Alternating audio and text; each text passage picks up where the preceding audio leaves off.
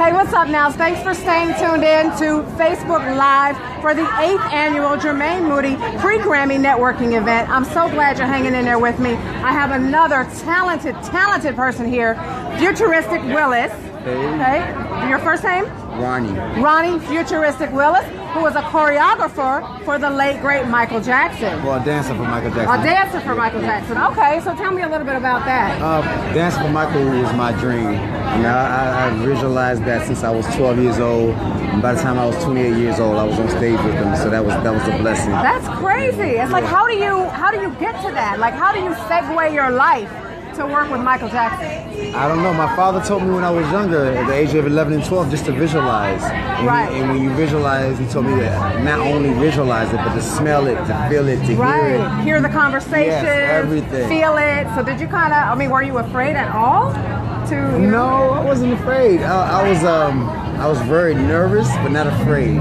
When I first met him, I was nervous. I was going to say, tell us about how it was when you first met MJ. That had to be like, it was crazy because I'm in the studio, like before rehearsal started, I'm just standing there in front of the mirror. Then he comes up to me out of nowhere and adjusts my fedora on my head and says, wear it like this. Okay. And he's this close to me like this. Like, I'm like, I need you to be dapper with it. Yeah. I need you to be bad and bougie I had it with on it. like this, because I was just rehearsing. Okay, yeah. I wasn't doing the show yet, but he's like, no, you gotta wear it like this. But you know what I love? What I love is that, Michael Jackson is a Virgo. Yeah. So we tend to be, geniuses. Look, I'm taking credit. Okay. All right. So tell me a little bit about some independent things you have going on. You have a book coming out? Yeah, I just wrote a book called Groove Journey. It's basically an autobiography, but I like to look at it more as a story of a dancer and what we go through. Okay. And I can imagine it's a lot. Yeah, it's a lot. It's a lot. And stressful on the body. It's stressful on the body. Okay. It's all the industry itself, the people you're around, the business deals, but knowing that it's not just entertainment, it's entertainment business. I mean, you learn that. And that's what I talk about in my book. And so you never actually think that dancers go through anything. You're thinking, you're living the life. You're dancing for Michael Jackson. You're getting paid. You're traveling. You're doing your thing. So you don't think that there's any, other than just the physical stress involved, you wouldn't really think that there was any other stresses involved. Oh yeah, it's like anything else. It's a business, like I said. There's contract problems. There's all types of things. I can't pinpoint them right now, but I talk about those things in the book just to get people familiar. Okay, so tell us where we can find your book when it's going to be everywhere. It's going to be Barnes & Noble. It's going to be, of course, online, and it's going to go international probably by 2008 to go international. Okay, wow. Right now, it's going to be released in the States. And you have a website? I don't have a website, but I have a page. Okay. Tell us about the page. It's facebook.com/Groove Journey. That's it.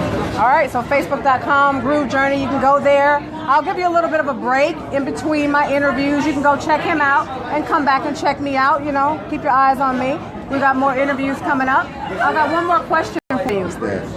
Where were you when you heard the news?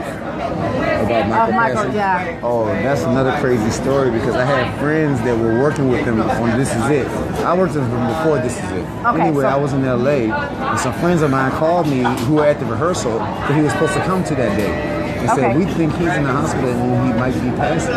This is my friend told me before the breaking news came out.